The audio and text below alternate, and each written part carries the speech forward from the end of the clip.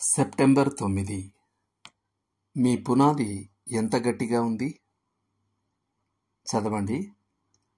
కొలసీలకు రాసిన పత్రిక 1వ అధ్యాయము 21 నుండి 23 వరకు.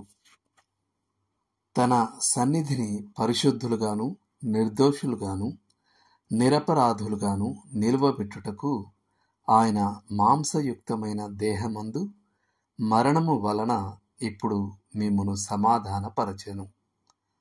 కొలసీ 1:22. కొలసీలకు పౌలు చేసిన ప్రకటన భవిష్యత్ మహిమపై మన నమ్మకంపై క్రీనీడ ప్రసరిస్తున్నట్టుగా అనిపిస్తుంది. 13వ వచనం.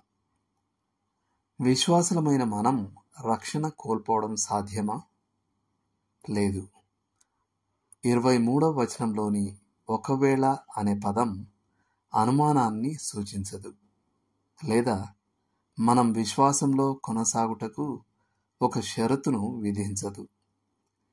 ఈ వచనంలో పౌలు ఒక వాస్తుశిల్ప చిత్రాన్ని ఉపయోగించాడు.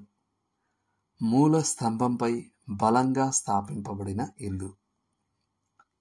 కొలసీ పట్టణం భూకంపాలకు ప్రసిద్ధిగాంచిన ప్రాంతంలో ఉంది మరియు తొలగిపోక అని తర్జుమా చేయబడిన గ్రీకు పదానికి భూకంపానికి లోనవ్వక అన్న అర్థం కూడా రావచ్చు. పౌలు చెబుతున్నది ఏమిటంటే, మీరు నిజంగా రక్షింపబడి యేసుక్రీస్తును దృఢమైన పునాదిపై నిర్మింపబడిన వారు అయితే మీరు విశ్వాసంలో కొనసాగుతారు మరియు ఏది మిమ్మల్ని కదిలించదు. మీరు సువార్తను విని యేసుక్రీస్తుపై విశ్వాసం ఉంచారు మరియు ఆయన మిమ్మల్ని రక్షించాడు. మరొక మాటలో చెప్పాలంటే, విశ్వాసంలో కొనసాగడం వలన మనం రక్షించబడము, కానీ మనం విశ్వాసంలో కొనసాగుతాము. ఆ విధంగా మనం రక్షింపబడ్డామని నిరూపిస్తాము.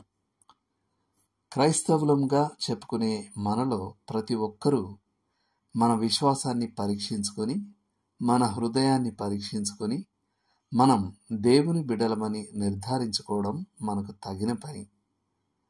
కొరింథీయులకు రాసిన 2వ పత్రిక 13వ అధ్యాయం 5వ వచనం. లోతుగా ఆలోచించాల్సిన విషయం. మీ ఆధ్యాత్మిక పునాదిని కదిలిస్తాయా అన్నట్టు బెదిరించిన కొన్ని భూకంపాలు ఏవి? దేవుడు మిమ్మును దీవించును గాక. ఆమేన్.